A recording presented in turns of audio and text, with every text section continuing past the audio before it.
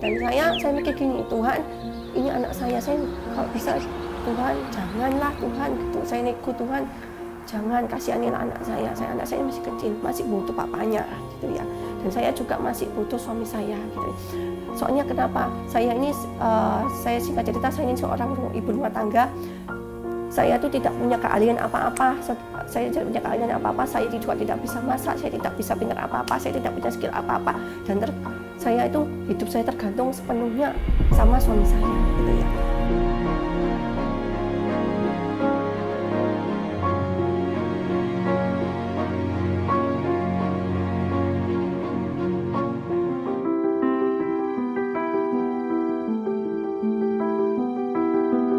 Saya Lia, umur saya 38 tahun, menginspirasi hidupmu melalui kisahku.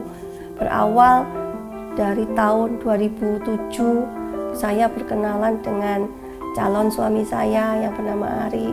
Kita berkenalan melalui waktu itu musimnya Facebook ya, Facebook awal-awal masih gencar-gencarnya. Saya kenal Ari, suami saya, melalui Facebook.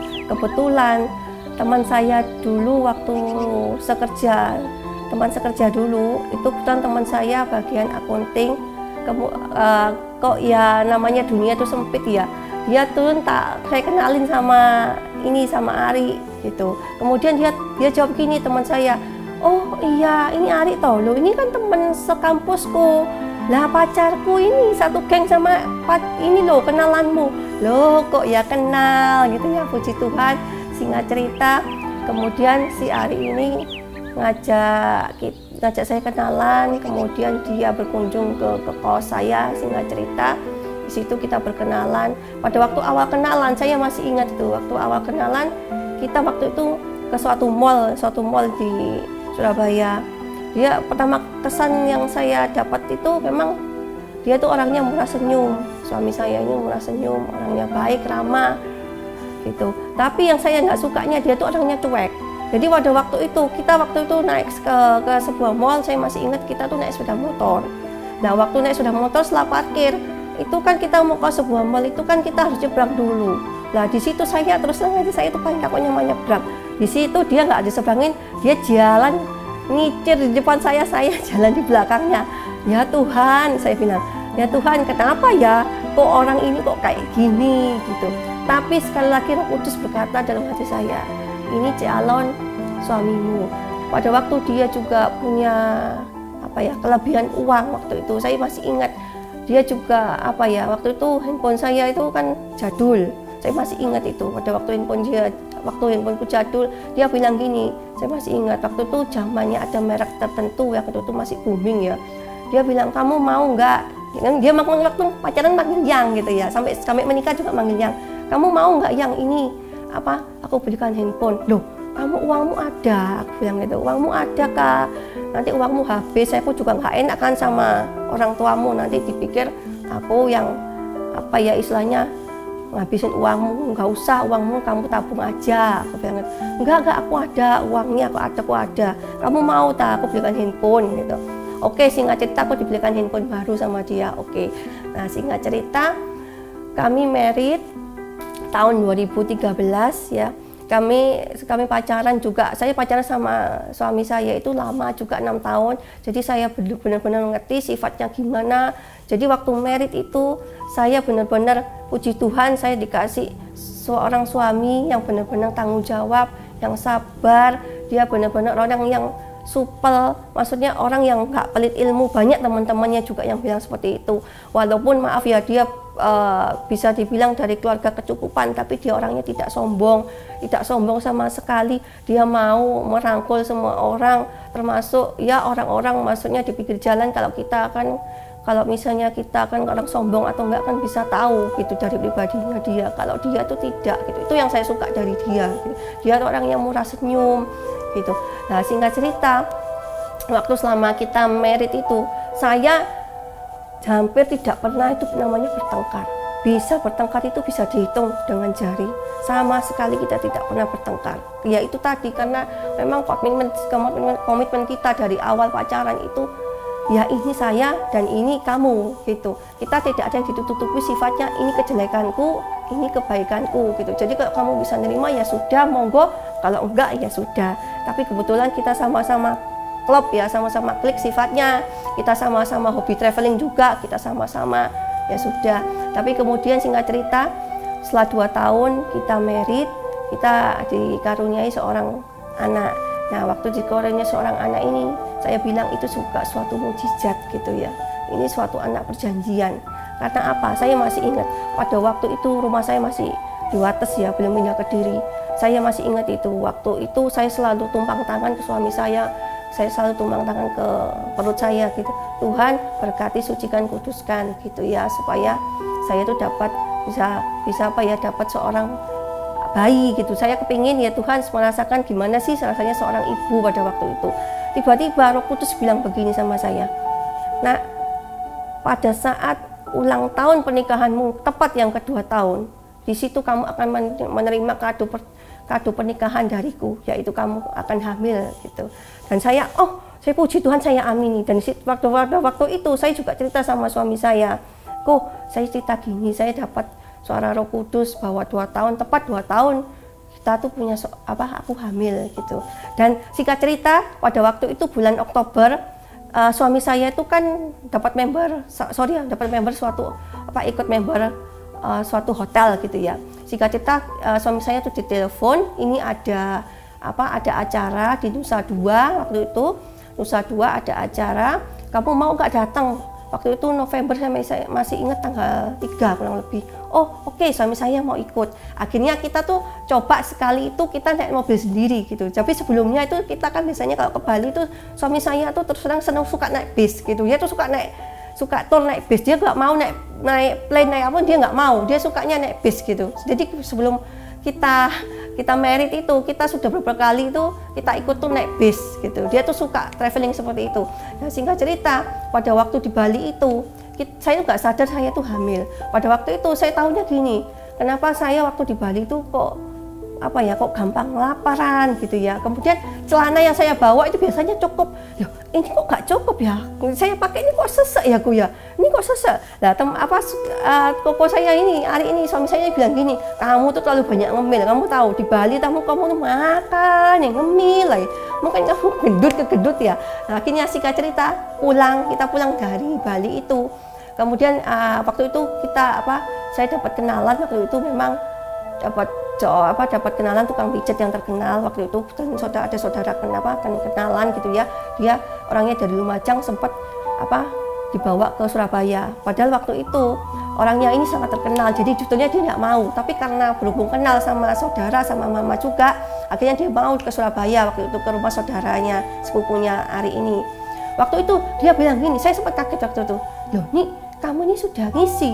Loh, saya kaget. Loh, ngisi gimana? Maaf, pada waktu itu saya lagi mens gitu, tapi memang mensnya keluarnya cuma sedikit gitu ya. Loh, kamu ini sudah ngisi. Waktu itu saya dicoba diraba gitu ya, perutnya. "Ini kamu sakit nggak?" "Saya di kanan." "Sakit," ya bilang gitu. "Di kiri sakit nggak?" "Enggak." "Kamu sudah ngisi, coba kamu cek." Ternyata puji Tuhan, setelah pulang dari Surabaya, saya cek ke dokter langganan gitu ya, di Pare gitu, profesor. Dia bilang gini juga, "Oh ya, kamu sudah ngisi loh." Suami saya sempat shock di situ. Wow, dan ini posisinya di kanan, benar seperti yang dukun pijat itu bilang. Ini posisinya di kanan. Biasanya kalau di kanan itu anaknya itu laki gitu. Dan profesor itu bilang gini, "Anakmu ini 96% cowok dan 4%-nya cewek."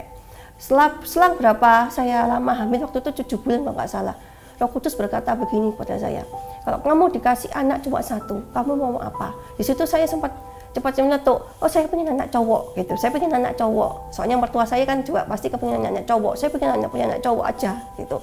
Tapi coba kamu pikir lagi waktu itu. Saya pikir lagi. Ya sudah, akhirnya saya akhirnya nyoba. "Tuhan," saya jawab, "Tuhan, saya ingin punya anak cewek." Karena apa? Saya nggak boleh egois, karena suami saya itu kepingin sekali punya anak cewek waktu itu. Jadi saya nggak mau egois, "Tuhan, kalau memang saya cuma dikasih anak 1, saya mau cewek aja. Tapi terjadilah sesuai kehendak-Mu, bukan kehendak-Ku yang terjadi." Singkat cerita, Waktu 2016 anak saya lahir, dan ternyata benar ternyata anak saya cewek. Dan dokter profesor itu juga kaget, ini anaknya cewek. Dan dia juga pernah bilang, ini mujizat. Sebetulnya saya belum pernah mengalami seperti ini. Prediksi saya hampir 95% itu benar. Tapi memang ada kemungkinan 4. Saya kan bilang ada kemungkinan 4%, saya masih ingat. Ada kemungkinan 4% itu cewek, dan itu mujizat, saya bilang gitu. Wow, saya bilang itu. Dan suami saya waktu itu sangat terharu, dia sangat percaya gitu ya. Ini singkat cerita, itu kebahagiaan yang kami dapatkan ya. Kami dapatkan seorang anak cewek yang kemudian bertumbuh semakin dewasa ya. Kebetulan anak saya yang cewek ini mirip dengan papanya juga, selera makannya juga sama, kemudian sifat-sifatnya semua sama seperti papanya. Maaf, sampai tai lalat pun itu sama dengan papanya gitu ya. Singkat cerita, saya ingin berbagi cerita. Inilah di titik terendah saya, di mana pada waktu pandemi itu kan pada tahun 2021 itu kan 2020 itu kan pandemi pertama pada waktu itu ya. Pada waktu pandemi pertama itu saya juga kehilangan seorang ayah. Dan itu Roh Kudus juga berbicara kepada saya pada tahun 2020. Setelah waktu itu, sebelum wisuda adik saya, itu Roh Kudus juga berkata begini kepada saya. Kamu beritahu sama papamu, waktu itu kita di hotel. Waktu itu kita sama-sama sama adik saya, kumpul sama-sama sama suami, sama anak gitu ya. Kamu beritahu sama papamu suruh bertobat. Karena waktu papamu cuma sampai akhir tahun. Dan saya waktu itu, saya nggak bilang sama papa saya waktu itu cuma bilang sama gini, Pak, papa itu bertobat. Saya cuma bilang gitu, papa itu harus rajin mencari Tuhan, baca Alkitab lebih sering, Pak. Saya coba bilang gitu aja. Itu singkat cerita, dan akhirnya benar apa kata Roh Kudus yang bilang sama saya. Pertengahan malam itu, tepat pergantian 2019 tahun 2020, tepat jam 00 lebih 5 menit papa saya dipanggil pulang pada waktu itu. Tepat itu, kemudian 3 bulan setelahnya itu kan baru pandemi ya, pandemi pertama. Singkat cerita, pada waktu 2021 itu setelah vaksin itu juga saya itu sebetulnya saya itu cuma punya firasat juga nggak enak pada waktu vaksin pertama itu. Saya bilang, kamu vaksin ini yakin mau vaksin? Saya bilang pada waktu itu, apa mending nggak nunggu yang kedua aja, nunggu sama anak-anak yang lain, maksudnya sama pegawai-pegawai yang kedua aja, jangan yang ini. Nah, kenapa? Nggak tahu kenapa perasaanku kok nggak enak ya gitu. Cuma pada waktu saya masih ingat, pada waktu itu tanggal 25 hari Jumat, kita kan kalau waktu itu di Kediri yang diutamakan yang untuk menerima vaksin itu yang mempunyai toko, jadi corporate yang mempunyai pegawai-pegawai. Nah waktu itu adik ipar saya ditelepon sama dinas sosial waktu itu disuruh ke suatu rumah sakit pemerintah gitu ya di sana. Dan waktu itu kita berangkat, sebelum berangkat saya doa di mobil sama suami saya. Kita doa kalau memang Tuhan mengizinkan kita vaksin, maka terjadilah lancar gitu ya. Tapi kalau memang tidak, berarti Tuhan menghendaki kamu vaksinnya ikut yang kedua. Ternyata benar, waktu kita datang ke sana, toko pada waktu itu sudah ditutup sama mertua saya. Waktu kita datang ke sana, ternyata itu kuotanya sudah habis. Padahal itu tokonya kita tuh sudah terdaftar gitu ya. Ternyata habis, gak bisa. Akhirnya dinas sosialnya kita telepon, dia mohon maaf. Akhirnya kita kembali gitu ya. Nah waktu kembali, saya sudah tidak enak gitu lah. Saya bilang sama waktu malamnya itu, saya bilang sama suami saya, kebetulan sorenya itu dia dapat lagi telepon dari dinas bahwa besoknya hari Sabtu itu kita dapat vaksin penjadwalan vaksin kembali, tapi di puskesmas gitu ya, puskesmas terdekat di dekat rumah saya. Tapi waktu malam itu perasaan saya sudah nggak enak. Saya bilang ini, ini kemarin kita sudah doa, nah Tuhan gagalkan. Saya bilang gitu. Ini gimana kalau vaksinnya itu kita tunda untuk vaksin kedua, biarkan adikmu sama pegawai aja yang ikut. Dia cuma bilang gini, saya masih ingat, kamu itu ngapain, kamu kok takut? Kita itu hidup itu sudah ada yang ngatur. Kalau memang kita waktunya sudah mati ya mati, kalau enggak ya enggak. Ngapain kamu takut? Kenapa kamu tuh kok parno? Kamu tuh terlalu banyak nonton YouTube yang nggak benar atau gimana? Dia bilang gitu. Kamu jangan terlalu percaya berita hoax waktu itu. Oke. Nah besoknya kita tuh vaksin ya. Setelah vaksin, singkat cerita, pada waktu vaksin, setelah vaksin, habis vaksin, malamnya itu, besoknya itu langsung tenggorokan suami saya tuh nggak enak. Dia bilang, tenggorokanku kok gak enak ya. Saya bilang, coba kamu minum obat. Lah setelah 3 hari nggak sembuh-sembuh, akhirnya dibawa ke dokter. Lah setelah dibawa ke dokter, di situ tuh baru dokter langganan kita baru tahu, loh ini ini kemungkinan sih mungkin ya nggak tahu lagi, mungkin bisa kena gejala COVID atau gimana. Waktu itu saya nggak kepikiran, waktu itu ngecek oximeter ya, di oximeter, di tensi juga di oximeter, ternyata waktu itu saya masih ingat malam-malam ngecek itu oksigennya dia tuh 92 waktu itu. Saya waktu itu 92, saya pikir ini nyantai aja gitu ya. Tapi dokter ini bilang, loh ini minim itu oksigen itu manusia normal 95. Kalau sudah di bawah 95 itu nggak bisa, suamimu harus ngamar. Di situ saya shock. Loh ngamar apa yang itu? Oke, ya dok, coba nanti saya tanya sama-sama tanya suami saya. Gimana kok kamu mau ngamar nggak? Kebetulan waktu itu ada yang kosong gitu, ada yang kosong malam itu. Kamu mau ngamar nggak? Dia bilang nggak mau, aku nggak mau ngamar gitu. Oke, jadi malamnya itu kita istirahat, kita minum obat dari dokter. Ternyata besoknya itu kita kan waktu itu kan kamarnya sempat pisah karena saya sama anak saya juga sakit. Dia waktu itu batuknya juga ngiklik, dia tidur di kamar depan sendirian. Nah besoknya dia itu pindah ke kamar saya, dia cerita, saya tadi malam nggak bisa tidur. Bapak dada saya itu sesek gitu. Kemudian kamu tes oksimu berapa? Kemana oksi saya dicek tuh 87. Dia bilang gitu. Oh 87, iya. Kepala saya itu pusing ya, jadi pusing, lemas, dia tuh sampai lemas gitu ya, maksudnya sampai waktu itu kita memang ada rencana mau ke lab, mau cek gitu ya, mau cek paru-paru, waktu cek foto paru-paru yang sudah nggak kuat. Lalu kebetulan saya dibantu sama adik ipar saya yang punya kenalan waktu itu, kita akhirnya masuk di sebuah rumah sakit ya, rumah sakit itu waktu itu diantar jam 3 sore waktu itu, diantar jam 3 sore kita ke rumah sakit, itu pun kita dapat, ya puji Tuhan ya, suami saya tuh dari awal sampai akhir itu Tuhan memudahkan. Jadi waktu masuk itu kita coba dapat di UGD, itu pun suami saya sudah dapat tempat tidur ya, padahal di luar itu masih banyak ada orang, maaf ya, itu sampai berdiri-diri atau sampai pakai kursi roda gitu ya, nggak ada tempat tidur. Dan puji Tuhan suami saya dapat tempat tidur walaupun itu di luar, dan baru dapat kamar itu jam 12 malam pada waktu itu. Kita sempat calling-callingan gitu, dan suami saya itu dijaga sama adik kandungnya dia gitu. Cuman adik kandungnya juga waktu itu juga sakit COVID sama, tapi dia nggak separah kita berdua gitu ya.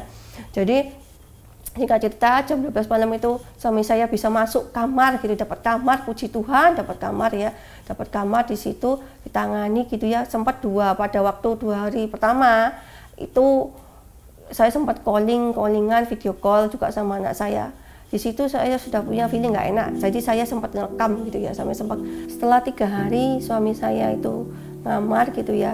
Pada hari keempat adik ipar saya telepon ke saya bilang gini, C, ini Koko harus masuk ICU. Dan karena memang kondisinya itu sebelumnya itu kan, sebelum masuk ICU itu kan saturasinya itu naik turun, dan pada waktu itu oksigennya itu kan yang dicoba yang kecil dulu, kecil nggak bisa, akhirnya ganti yang agak besar, dan itu tetap sama gitu ya. Dan saya waktu itu sempat chat sama WA-an sama suami saya waktu itu, saya tanya, kok gimana saturasimu? Setiap hari saya tanya, gimana saturasimu? Dia hanya jawab gini, puji Tuhan naik 98, ya sempat turun 95, lalu sempat turun lagi 85. Kita cerita, waktu itu suami saya waktu itu harus donor ya, istilahnya donor plasma darah kalau nggak salah ya, saya lupa. Dan itu juga itu nggak segampang ya nyari orang gitu ya. Dan puji Tuhan itu ya Tuhan memudahkan. Dan waktu detik hari itu juga suami saya butuh plasma darah. Besoknya itu bisa dapat. Dan waktu di PMI itu juga setelah dapat itu harus prosesnya juga lama katanya adik ipar saya. Tapi puji Tuhan waktu pagi masuk, sore itu yang plasma darah itu yang harus diprosesnya bisa berhari-hari, dalam waktu 1 hari itu sorenya bisa kelar dan bisa diproses ke suami saya, maksudnya bisa dimasukkan ke dalam tubuh suami saya gitu. Tapi akhirnya singkat cerita, setelah 3 hari masuk ICU, Tuhan berkata lain. Jadi tepat pada tanggal 10 itu jam setengah 7 ya, setengah 7 tepat itu suami saya sudah dipanggil. 4 hari sebelum suami saya nggak ada, itu ada tanda-tanda yang aneh juga. Selama 2 hari itu kebetulan anak saya sama pembantu saya itu juga sakit. Puji Tuhan, anak saya itu cuma sakit cuma 4 hari, dan pembantu saya waktu itu juga sakit, padahal dia sudah tua, tapi dia itu masih kuat. Sedangkan saya pada waktu itu, saya posisinya saya lemas, saya tidak bisa ngapa-ngapain di kamar gitu, benar-benar tidak bisa ngapa-ngapain. Saya lemas, kondisi saya lemas. Untuk makan, jangankan untuk makan, untuk minum saya nggak bisa gitu ya. Untuk minum saya nggak bisa karena tenggorokan saya sakit banget. Jadi pada waktu itu saya minum tuh seperti kayak saya nelan duri gitu ya. Jadi saya tuh hanya bisa minum sama cuma makan pisang. Jadi selama sakit 1 bulan saya makannya cuma itu aja. Roti itu aja nggak bisa masuk gitu, masuknya sedikit gitu ya. Dan puji Tuhan ya, pada waktu saya sakit itu, waktu sakit COVID ya, yang menguatkan saya itu ya karena apa? Karena dekat sama Tuhan. Jadi pada waktu saya sakit COVID itu, Tuhan di situ mengepang saya, Tuhan di situ menegur saya. Gitu. Ini kamu ya, kamu sadar gitu, kamu dikasih hidup sama Tuhan, kita dikasih dasar kita, kehidupan kita baru nafas, kita dikasih nafas hidup aja kita bersyukur.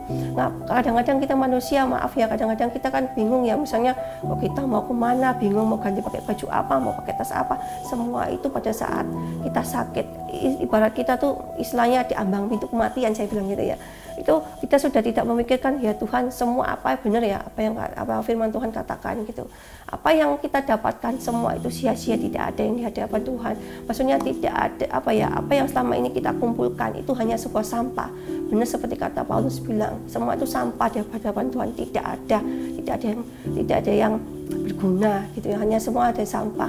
Dan hanya selama hidup pada saat Tuhan itu menegur saya, selama kita hidup, apa yang akan kamu bawa pada saat kematian? Yaitu apa? Keimanan kita. Bagaimana kita hidup, bagaimana hidup kita itu bisa berdampak bagi orang lain. Bagaimana kita menjaga mulut kita, perkataan kita. Dengan perkataan mulut kita itu juga bagaimana kita itu bisa membawa dampak, membawa impact kepada orang supaya orang itu bisa bertobat dengan melalui kehadiran kita, dengan melalui hidup kita, dengan orang melihat kita. Orang itu bisa tahu bahwa Roh Allah, Roh Kudus itu hidup di dalam kita gitu. Dan Tuhan Yesus pada saat saya sakit COVID itu menegur saya, dan benar-benar pada waktu saat itu saya tidak pernah saat teduh, dan pada waktu saat COVID itu saya benar-benar mencari Tuhan. Setiap pagi saya bangun mencari Tuhan, ikut saat teduh gitu. Itu ya, ikut saat teduh, dan setiap malam saya juga ikut pengajaran gitu. Ada suatu pengajaran dari hamba Tuhan yang sangat luar biasa, dan di situ saya ulang-ulang saya ikuti. Di situ firman Tuhan yang benar-benar menguatkan saya gitu ya, benar-benar menguatkan saya. Saya berusaha berkatakan iman, saya sembuh. Tapi sekali lagi pada waktu itu Roh Kudus berkata gini, ini untuk suami saya ya. Jadi jauh-jauh sebelum hari Roh Kudus bilang bahwa suamimu ini memang gak lama lagi akan dipanggil gitu ya. Dan saya sempat nego sama Tuhan ini. Semalam waktu itu saya nego di dalam hati, Tuhan tolong kasihani anak saya. Anak saya itu masih kecil. Saya bilang itu doa. Anak saya masih kecil, Tuhan, masih butuh papanya. Bilang gitu ya. Kemudian saya bilang gini.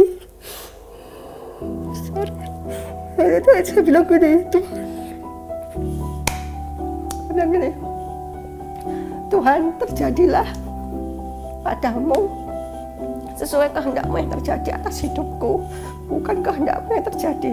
Karena aku percaya apapun yang terjadi, Tuhan, itu seturut kehendak-Mu. Karena aku percaya kunci maut itu ada di dalam tangan kuasa Yesus. Bahwa mungkin kuasa setan itu mungkin ya bisa membuat kita sakit, tapi kunci kerajaan maut itu yang megang itu Tuhan. Kalau Tuhan memang mengizinkan waktunya gitu ya, waktunya cut gitu ya, kita sudah berusaha, tapi kalau Tuhan sudah menentukan kita cut, sudah waktunya selesai gitu ya. Tapi gitu, sekali lagi saya minta cuma gini, Tuhan, kalau memang Engkau Tuhan memang mau memanggil suami saya bilang gitu, saya ingin Tuhan, saya sempat waktu itu ngomong sama Tuhan gini, saya ingin suami saya masuk surga, itu aja. Saya ingin suami saya masuk kerajaan surga gitu. Karena setiap malam yang saya doakan sama anak saya, kami berkumpul di bumi dan berkumpul di surga. Itu keinginan kami gitu. Jadi saya minta gini, Tuhan, saya pernah mengalami ya, saya cerita sedikit ya, saya ini berasal dari keluarga broken home. Saya waktu itu papa mama saya berpisah dan saya tidak pernah dari kecil saya tidak pernah mengalami sama sekali kasih sayang seorang mama gitu ya. Seorang papa sebetulnya saya dapat cuma karena papa saya bekerja, jadi saya dapat menerima kasih sayang dari engkong dan mak gitu ya. Dan itu luar biasa kasih sayang saya terima gitu ya. Dan saya mikir gini, Tuhan, ini anak saya kalau bisa Tuhan janganlah Tuhan gitu, saya nego Tuhan, jangan kasihanilah anak saya masih kecil, masih butuh papanya gitu ya.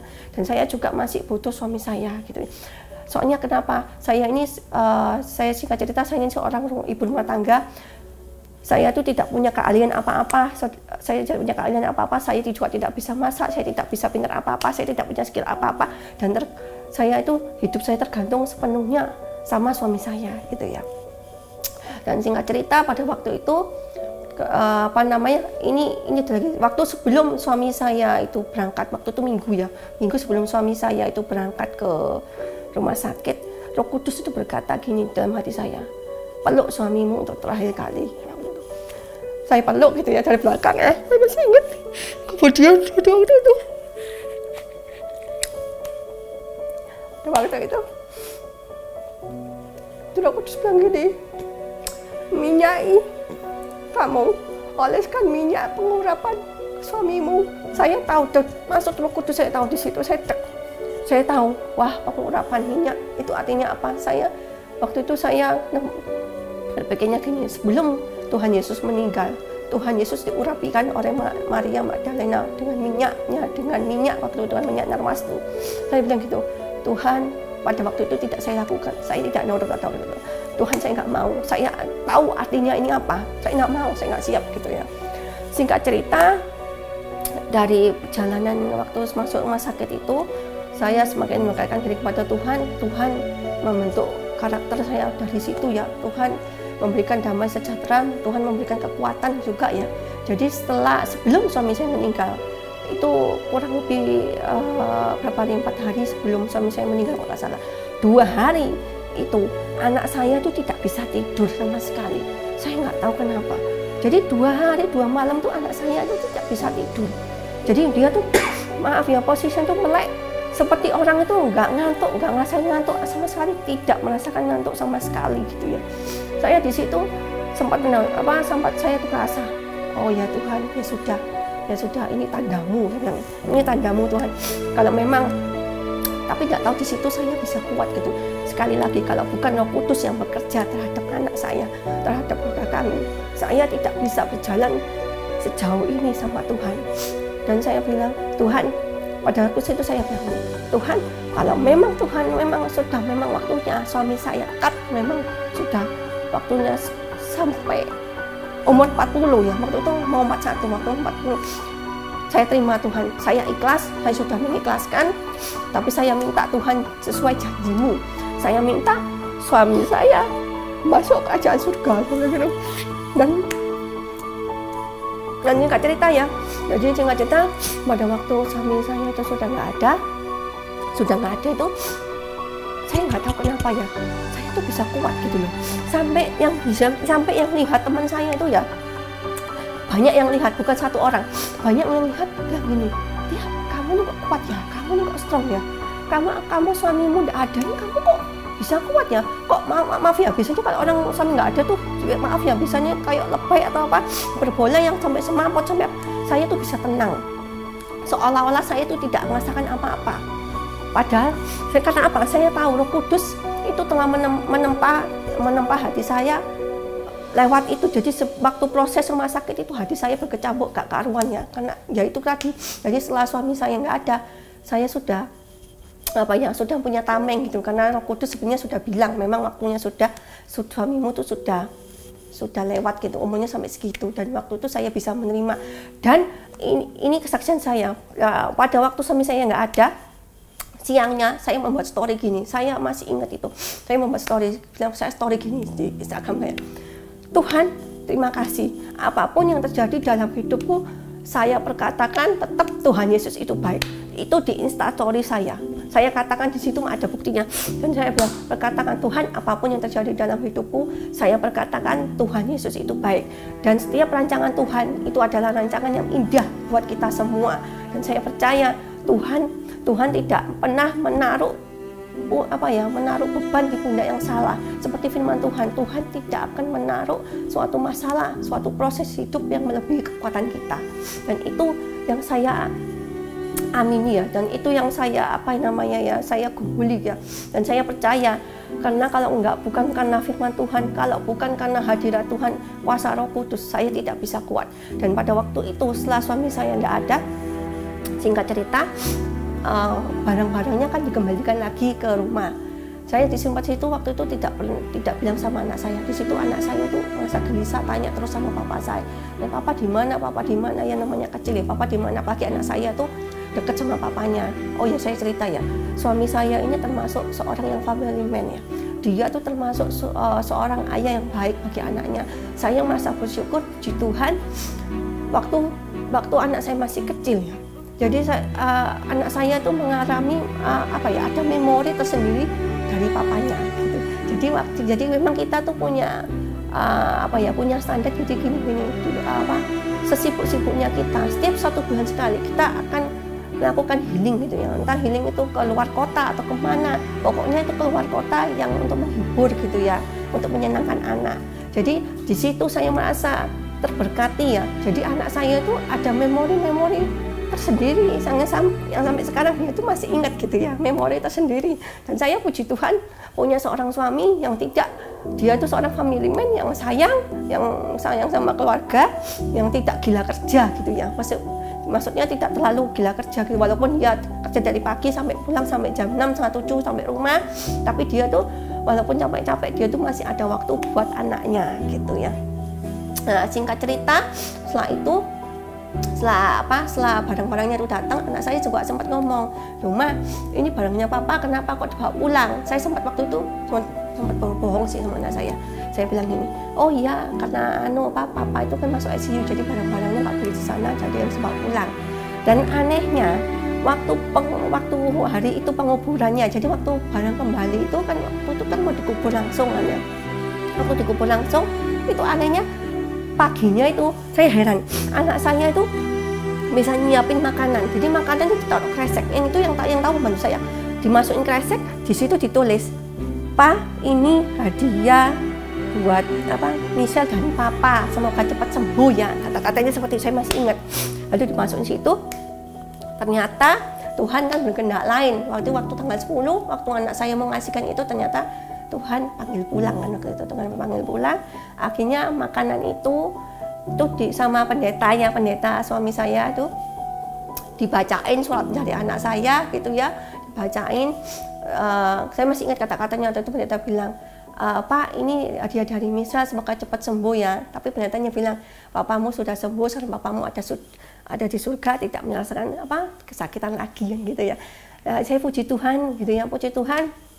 Setelah berjalan lewat itu, memang saya tuh mengalami pergumulan tersendiri ya, untuk mau bilang sama anak saya. Saya sempat waktu itu sharing juga sama teman saya, kebetulan psikolog. Dia bilang, "Kamu harus bilang, kamu gimana pun kamu harus bilang sama anakmu." Tepat setelah setelah akhir itu Juli, awal Agustus baru saya menata hati saya dulu. Saya baru bilang sama anak saya itu dengan cara ya, saya bermain boneka. Saya bilang bahwa papa itu sekarang, ini papa kan dulu kan di sini, sekarang papa di atas di surga sama Tuhan Yesus, dan bisa sama di sini sama mama. Walaupun papa sekarang sudah nggak ada, tapi papa tetap ada di hati Michelle, dan papa tetap melihat Michelle dari surga, dan Tuhan Yesus itu sayang sama Michelle. Waktu itu saya bilang gitu. Tapi puji Tuhan, setelah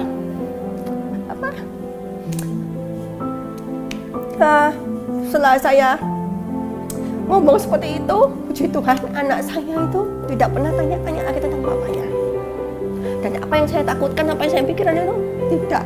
Puji Tuhan, anak saya itu damai sejahtera, mengalami damai sukacita, damai sejahtera dan ceria seperti ceria seperti semula. Itu yang memberi kekuatan pada saya. Tuhan, terima kasih, doa-doaku Engkau jawab Tuhan. Karena apa? Saya ingin anak saya itu mengalami damai sejahtera, sukacita yang tidak pernah hilang di hatinya gitu. Bahwa papanya sudah gak ada gitu ya. Dan bagi saya itu sangat berat ya, karena saya tergantung sama suami saya. Tiba-tiba Tuhan menarik begitu aja suami saya gitu ya. Makanya saya bilang di sini juga, mungkin orang yang mendengarkan kesaksian saya ini ya, seburuk-buruk apapun suamimu, seburuk apapun istrimu, hargailah dia selama dia masih hidup. Hargailah dia pada saat pada saat tidur, misalnya kita tidur sama-sama, janganlah kita bingung dengan HP sendiri-sendiri.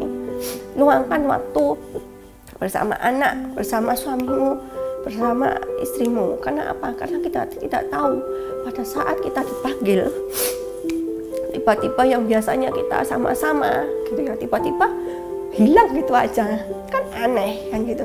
Makanya tapi saya puji syukur sekali, saya puji syukur sama Tuhan, di mana sisa hidup suami saya dari awal pernikahan, dari awal pacaran sampai detik dia tidak ada, itu saya mengalami memori yang termanis untuk suami saya, termasuk anak saya.